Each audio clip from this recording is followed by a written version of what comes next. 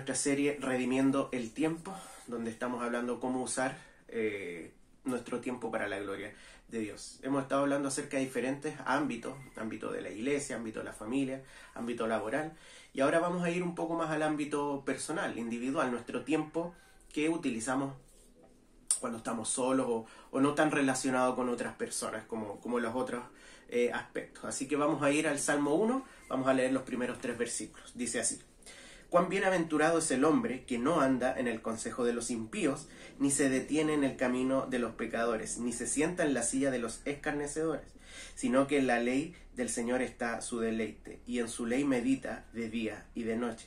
Será como árbol firmemente plantado junto a corrientes de agua, que da su fruto a su tiempo, y su hoja no se marchita.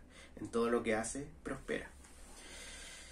El salmista, esta es como la invitación a leer todo el libro de los Salmos, y hace aquí un contraste muy interesante. En primer lugar, dice: bienaventurado el hombre que no vive o que no anda en camino impío, en camino de pecador, el que no vive conforme al pecado.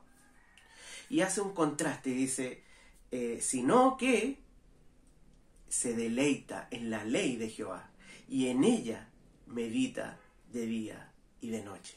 Y esto es importante, esto es lo que tiene que ver con el tiempo.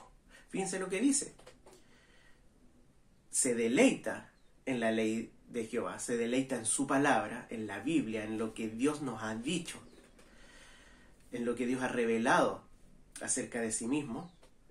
Pero no solo habla de un deleite, sino que hay una dedicación a pensar, a meditar, a reflexionar en torno a su ley, a su palabra.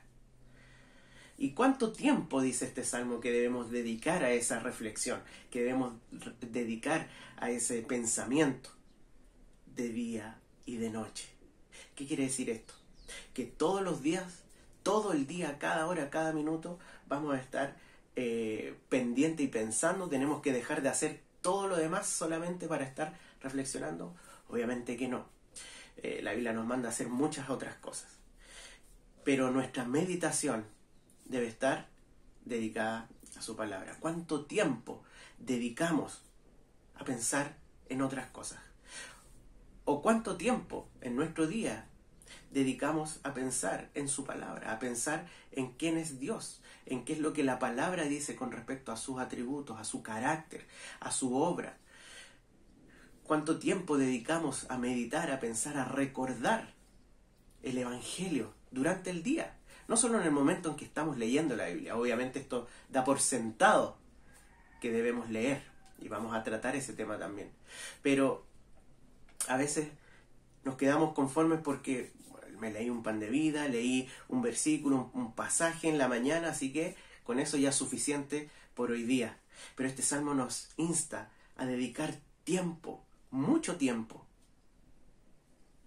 a la reflexión, a recordar, a pensar, a repetir su palabra en nuestra mente, meditar en ella de día y de noche.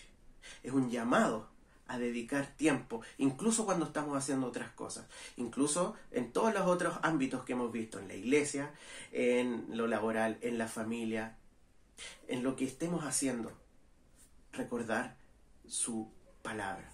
Obviamente, para recordar y pensar su palabra debemos saberla, debemos leerla, debemos conocerla. Pero hoy día el llamado, o quizás la pregunta, la reflexión es: ¿qué tanto tiempo dedico a pensar en su palabra, a pensar en su ley, a pensar en lo que es revelado ahí? Fíjense que el Salmo dice que aquellos que meditan de día y de noche y que se deleitan en esta ley son como árboles plantados junto a corrientes. Son personas que dan fruto.